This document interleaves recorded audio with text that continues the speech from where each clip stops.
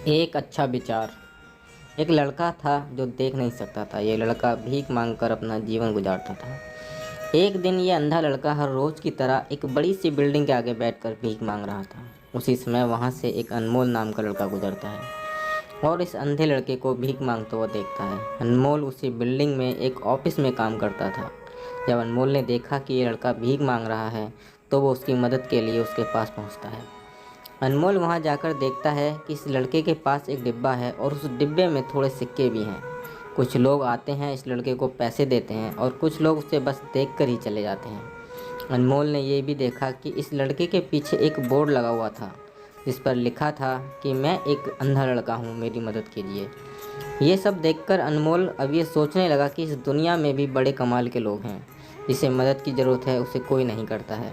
उस बोर्ड पर जो लिखा था उसे वो मिटा देता है और उसकी जगह पर और कुछ लिख देता है। अब अनमोल कुछ पैसे उस डिब्बे में रखता है और ऑफिस की ओर बढ़ता है। फिर अनमोल ऑफिस पहुंचता है और हर रोज़ की तरह अपना काम करता है। शाम को जब वो ऑफिस से अपने घर जाने के लिए निकलता है तभी उसे वो अंधा लड़का याद आता है। वो ये सोचता है कि मैं एक बार घर जाने से पहले उस लड़के को देख लूँ। मेरे लिखने की वजह से उसके जीवन में कोई बदलाव आया है कि नहीं। वो अब उस अंधे लड़के के पास जाता है। उसके पहुंचते ही वो लड़का खड़ा हो जाता है।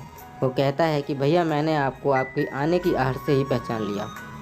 आप वही हैं जो सुबह आए थे और मेरे इस बोर्ड पर कुछ लिख कर गए थे।